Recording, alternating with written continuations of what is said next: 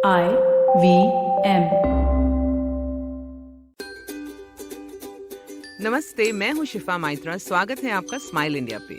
इस सीजन की ये आखिरी कड़ी है और सभी सुनने वालों को मेरा धन्यवाद। चलिए आज के समाचारों की ओर बढ़ते हैं। शुरू करते हैं उस लड़के के किस्से के साथ जिसने आत्मविश्वास को नए मायने दिए हैं। नाम है प्रफुल्ल बिलोरे और ये पला बड़ा एक किसान परिवार में इंदौर के पास। ये पढ़ाई पूरी करके शहर में नौकरी करना चाहता था। पिता भी खुश थे कि बेटा एमबीए करेगा, अफसर बनेगा। तो प्रफुल्ल ने सीएटी एग्जाम्स की पढ़ाई शुरू की। पहली बार असफल रहा। सोचा मुझे तो आईआईएम अहमदाबाद में पढ़ना है, तो वहीं जाकर रहता हूँ। अगली बार तो पास हो ही जाऊंगा। तो घर से पैसे लेकर अहमदाबाद में रहने लगा। अगले 2 सालों तक परीक्षा देता रहा, पर पास नहीं हुआ। उसके पास अब 2 रास्ते थे, या तो निराश होकर घर लौट जाए या फिर कुछ और करे। तो पिता से 10,000 और मांगे पढ़ाई के लिए और अपना काम शुरू किया। एक छोटी सी चाय की दुकान खोली, क्योंकि चाय बनाने में तो वो एक्सपर्ट था। स्टूडेंट्स आने लगे और जल्द ही खाने का सामान भी रखना पड़ा।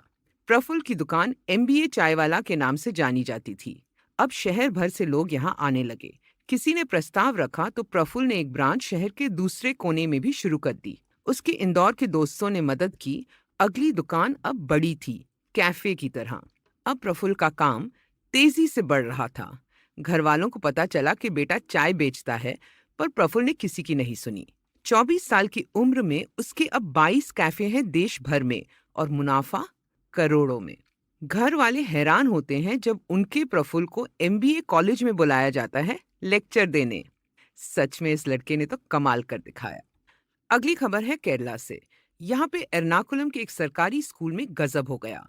प्रिंसिपल सी राजी देखती थी, प्राइमरी क्लासेस में भी बच्चों के बीच भेदभाव था। लड़के बेझिझक खेलते थे और लड़कियां यूनिफॉर्म में स्कर्ट की वजह से स्पोर्ट्स में पीछे रहती थीं। जैसे कि सभी स्कूलों में होता है, वो भी स्पोर्ट्स के लिए एक अलग यूनिफॉर्म रख सकती थी लड़कियों की। पर राजी कुछ और चाहती थी। पहले शिक्षा बोर्ड से बात की, फिर पेरेंट्स से। वो चाहती थी कि लड़कों और लड़कियों के मन से ये विचार निकल जाए कि दोनों एक समान नहीं हैं, एक दूसरे से मुकाबला नहीं कर सकते, कोई किसी से कम है। तो राजी ने प्रस्ताव रखा कि सारे विद्यार्थी शर्ट और शॉर्ट्स पहनेंगे यूनिफॉर्म में, लड़कों और लड़कियों के लिए एक पोशाक। ऐसा ही हुआ जब हाल ही में स्कूल खुले। बच्चे खुश हैं और माँ बाप कहते हैं कि लड़कियों के जोश में फर्क साफ नजर आता है। मेरे हिसाब से ये बहुत अच्छा कदम है और उम्मीद है और जगहों पर भी लोग इसे अपनाएंगे। चलो अब खेतों की ओर। बंगाल के रुपुर गांव में एक जगह है जहां ऑर्गेनिक खेती होती है। एक घर है, लोग आकर यहाँ रह सकते हैं, सीख सकते हैं कि वो कैसे अपना खाना खुद उगाकर खाएं बिना प्रकृति को नुकसान दिए। इसका नाम है स्मेल ऑफ अर्थ और इसे चलाते हैं एक दंपति जो अपनी बिटिया के साथ यहाँ रहते हैं। वो चावल, दाल, फल, सब्जियां सब उगाते हैं, मछलियां भी पालते हैं। सारा कुछ पारंपरिक तरीकों से होता है। कोई दवाई या तेल नहीं लगाते। पक्षी हो या कीड़े, उन्हें खाने देते हैं और धरती के संतुलन में कोई रुकावट नहीं आने देते। जिन्होंने यहाँ खाना खाया है कहते हैं लाजवाब स्वाद होता है। इसीलिए तो अपराजिता सेनगुप्ता और देबल मजूमदार ने ये जगह बनाई थी। वो पढ़ाई के बाद विदेश चले गए थे, वहां बेटी हुई। देबल सॉफ्टवेयर के क्षेत्र में अच्छी पोस्ट पे था। अपराजिता पीएचडी कर रही थी। अपना घर खरीदा अमेरिका में। पर एक बात उन्हें बहुत खलती थी, वहां की सब्जियां और फल स्वादिष्ट नहीं थे। उन्हें दवाइयां डाल के बड़ा बना दिया जाता था, रंगीन बना दिया जाता था, पर उनमें असली स्वाद था ही नहीं। ऑर्गेनिक सामान भी प्लास्टिक की थैलियों में आता था दूर से। वो अपनी बेटी को दवाइयों से भरे जहरीले फल नहीं खिलाना चाहते थे। तो उन्होंने सोचा कि हमें अपने छोटे स्तर पर धरती को राहत देने के लिए कुछ करना होगा। नौकरी छोड़ी, पढ़ाई पूरी की, घर बेचा और कोलकाता लौट आए। यहाँ फिर पढ़ाई की, सीखा धरती पे बोझ न बनकर खेती कैसे होती है। 4 सालों में एक जगह खरीदी और गांव में रहने लगे किसान बनकर। वो जो भी उगाते हैं वहीं आने वालों को खिलाते हैं या बेचते हैं। दूर तक खाना ट्रांसपोर्ट करना उन्हें गवारा नहीं। कांच की लंबी इमारतों की जगह वो खेत की ताजा हवा में काम करते हैं। डिस्को की जगह नदी में सूर्यास्त देखते हैं। मानना पड़ेगा इस परिवार को, जिन्होंने वो कर दिखाया जो बहुत से शहरवासी कहते हैं कि मेरा सपना है। अब खबर सुनो सुनीता कुमारी की। ये एक बहुत ही व्यस्त पायलट है आज, जो हेलीकॉप्टर चलाती है कश्मीर के पहाड़ी इलाकों में। वो घायल सिपाहियों को जल्द से जल्द अस्पताल तक पहुंचाती हैं। वहां अगर कोई आम इंसान भी मदद चाहे तो सुनीता हर खतरे का सामना करके पहुंच जाती है।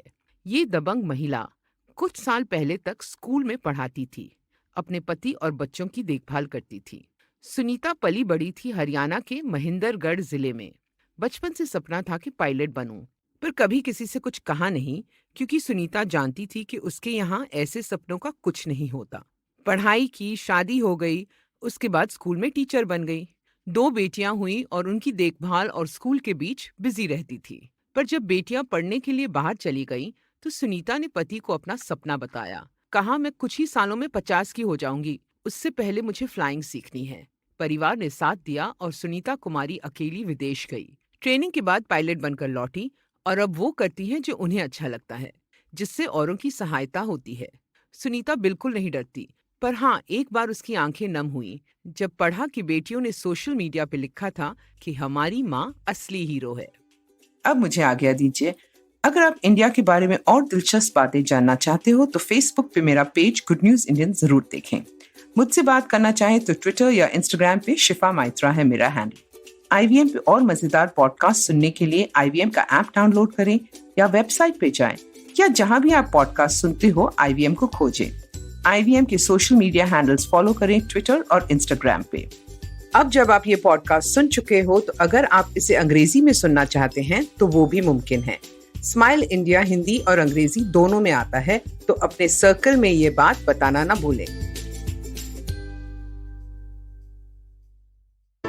Hey everybody, it's been another great week on the IVM Podcast Network. On The Habit Coach, Ashton talks to Garima Pandey. She is the co-founder of Wandering Jane. They discuss solo travel and how it's perceived.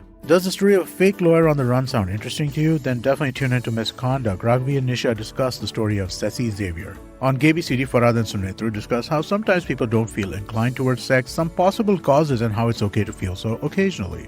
On Press Decode, Sarah and Prafula are joined by author and journalist Sandeep Roy. They discuss the no stags policy that many bars and restaurants follow across the country. Do check out Hanswani, the story Tirthan talks to us about the aspiration and challenges of widowed women. Do follow us on social media. We're IVM Podcast on Twitter, Facebook, Instagram, and LinkedIn. Also, do remember, go check out our website, ivmpodcast.com/YouTube, to get a list of all of our YouTube channels. And remember, if you're enjoying this show or any of our other shows for that matter, please do tell a friend. And finally, we would like to thank our sponsors on the network this week: Cred, Bank of Baroda, HDFC Mutual Fund, CoinSwitch, Kuber, Intel, and Oxfam India. Thank you so much for making this possible. Come learn and experience the ABCDs of being queer with me, Shunetro, and me, Farhad, on our show, Gay BCD. The two of us take you through our stories and experiences of being gay men in the city of Mumbai and have candid and sometimes downright scandalous conversations about sexuality, gay culture, and everything in between. Catch new episodes of Gay BCD every Tuesday on the IVM Podcast website, app, or wherever you get all your podcasts from.